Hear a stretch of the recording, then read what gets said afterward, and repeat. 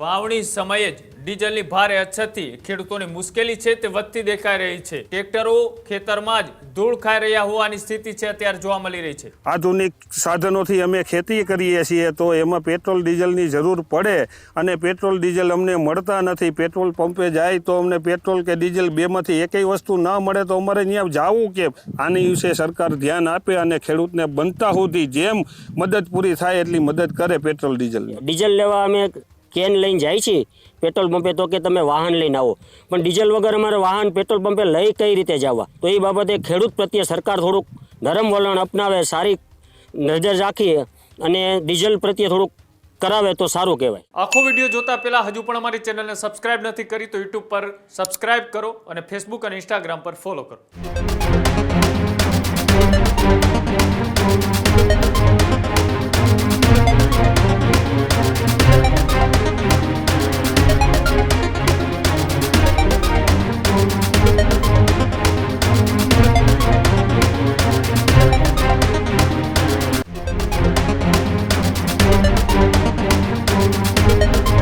રાજકોટના વીરપુરની અંદર જે રીતના વાવણી સમયે જ ડીઝલની ભારે અછતથી ખેડૂતોની મુશ્કેલી છે તે વધતી દેખાઈ રહી છે।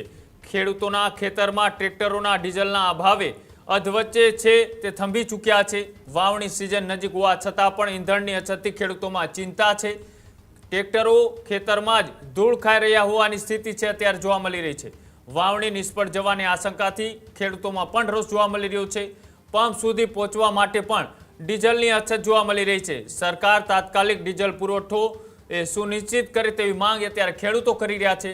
ન માત્ર કોન્ટ્રાક્ટરો, ન માત્ર જે ફેક્ટરીઓ છે તેના માલિકો પણ હવે ખેડૂતો પણ આ ડીઝલ અને પેટ્રોલની જે અછત અત્યારે જોવા મળી રહી છે તેને લઈ ચિંતાઓમાં જોવા મળી રહ્યા છે। એક બાજુ ચોમાસાનો સમય નજીક આવી રહ્યો છે અને હવે જે ખેતી થઈ રહી છે એ ખેતી મશીનરીઓ આધારિત થઈ રહી છે અને મશીનરી એ ડીઝલ અને પેટ્રોલ વગર ચાલી શકે તેવી પરિસ્થિતિ નથી અને તેના જ કારણે ખેડૂતો છે તેનું વાવણીનું એ સમય નજીક આવતા હવે પેટ્રોલ ડીઝલ નહીં મળતા તેઓની સ્થિતિ પણ અત્યારે ચિંતાજનક જોવા મળી રહી છે। તેને લઈ ખેડૂતો દ્વારા સરકારને પેટ્રોલ ડીઝલની માંગ છે તેને લઈને શું કહ્યું આવું તે પણ જોઈએ। આ વીરપુર ગામનો ખેડૂત બોલું છું અને અમે ખેડૂતો અહીંયા ભેગા થયા છીએ જે આ પેટ્રોલ ડીઝલનું અટાણે અછત ઊભી થઈ છે, પણ અમારે આ આધુનિક સાધનોથી અમે ખેતી કરીએ છીએ તો એમાં પેટ્રોલ ડીઝલની જરૂર પડે અને પેટ્રોલ ડીઝલ અમને મળતા નથી। પેટ્રોલ પંપે જાય તો અમને પેટ્રોલ કે ડીઝલ બેમાંથી એકેય વસ્તુ ના મળે તો અમારે ત્યાં જવું કેમ અને પેટ્રોલ ડીઝલ લાવવા કેમ અને લાવીને અમારે ખેતી કેમ કરવી? તો આ વિશે અમને આ વિષયનું મૂંઝવણ પડે છે અને અમારે સરકારને એવું નમ્ર વિનંતી કે આની વિશે સરકાર ધ્યાન આપે અને ખેડૂતને બનતા સુધી જેમ મદદ પૂરી થાય એટલી મદદ કરે પેટ્રોલ ડીઝલની। અમે બધા અહીં ખેડૂત લોકો ભેરા થયા છે। અત્યારે વાવણીનો સમય નજીક આવવાથી અમારે ખેતી તૈયાર કરવાની છે, ઝરા પાકવાની હોય છે, સા નાખવાના હોય છે, રોટાવેટર નાખવાના હોય છે અને ખાતર વાવવાનું હોય છે ઉનાળું। જો અટાણે ડીઝલ મળતું નથી, ડીઝલની ખેંચ બહુ ઊભી થઈ ગઈ છે અને વાવણી થઈ જાય તો અમારે ખેતી તૈયાર કર્યા વગર વાવણી કઈ રીતે વાવવી એ મોટો પ્રશ્ન છે। ડીઝલ લેવા અમે કેન લઈને જાય છીએ પેટ્રોલ પંપે તો કે તમે વાહન લઈને આવો, પણ ડીઝલ વગર અમારે વાહન પેટ્રોલ પંપે લઈ કઈ રીતે જવા?